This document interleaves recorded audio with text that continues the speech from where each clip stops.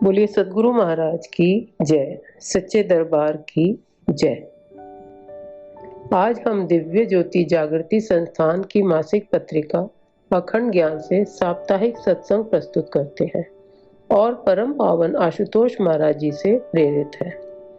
ये प्रसंग फरवरी 2012 अखंड ज्ञान से लिया गया है।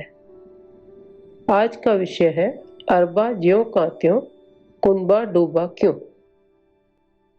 मूसलाधार बरसात के चलते एक गांव पानी में डूबने लगा।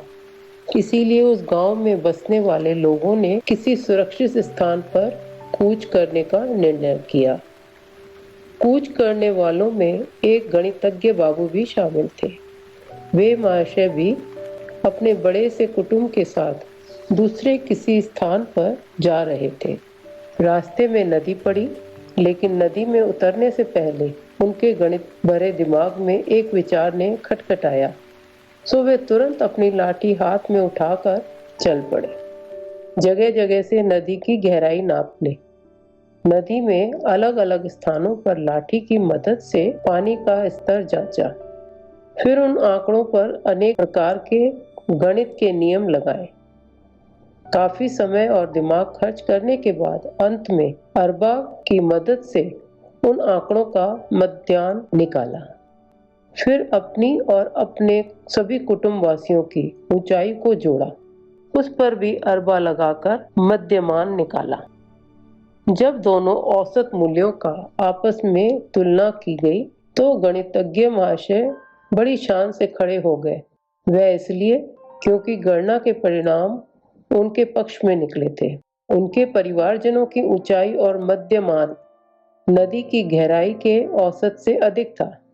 इसीलिए इठलाते हुए बोले, किसी को चिंता करने की आवश्यकता नहीं, हम सब बिना किसी डर के नदी पार कर सकते हैं, कोई नहीं डूबेगा।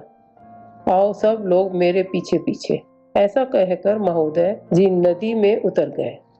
उनका ऐसा हौसला देखकर तथा उनकी विद्वता पर पूरा भरोसा करते हुए परिवार के बाकी सदस्य भी बेझिझक उनके पीछे पीछे चलने लगे। गणितज्ञ बाबू को अपने गणित पर किंचित भी संदेह नहीं था। थोड़ी देर तक तो सब कुछ ठीक चला, लेकिन फिर अचानक गणितज्ञ जी के कानों में किसी के चीखने चिल्लाने की आवाजें पड़ी। उन्होंने जब पलट कर देखा तो पाया कि परिवार के बच्चे डूब रहे हैं। गणितज्ञ महोदय अपनी भौहें सिकोड़ते हुए बोले, ऐसा कैसे संभव है? मेरी गणना में गड़बड़ नहीं हो सकती, लेकिन फिर ये बच्चे क्यों? अपना सिर खुजाते हुए मन ही मन यह सोचते रह गए, अरबा ज्यों का त्यों, फिर कुनबा डूबा क्यों। इसीलिए कहा गया है कि केवल पुस्तकीय ज्ञान से लदी बुद्धि सही निर्णय नहीं ले सकती। जीवन में अनुभव का होना भी बहुत जरूरी है। ईश्वर के संबंध में भी यही बात लागू होती है।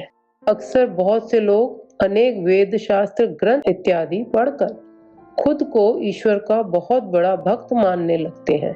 चर्चाओं और तर्क वितर्क में उलझे रहते हैं। अपनी वाक्पटुता तथा बौद्धिक ज्ञान के आधार पर स्वयं को सर्वश्रेष्ठ समझ बैठते हैं, परंतु हर बार यही देखा गया है कि उनके ये कोरे शब्द उन्हें जीवन में आने वाली उलझनों से पार नहीं करा पाते।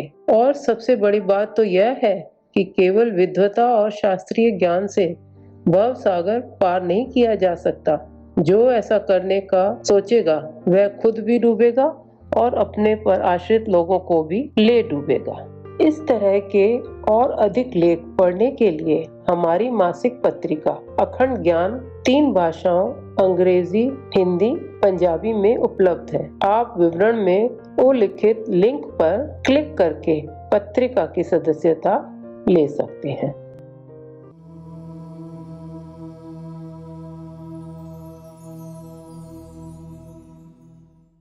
अभी आपने अखंड ज्ञान का सत्संग सुना। सर्वप्रथम मैं इसके लिए आभार प्रकट करती हूँ और आपसे प्रार्थना करती हूँ कि आप सब विश्रामदायक स्थिति में बैठ जाएं। अपने नेत्रों को बंद कर लें। अपना ध्यान सांसों पर केंद्रित करें।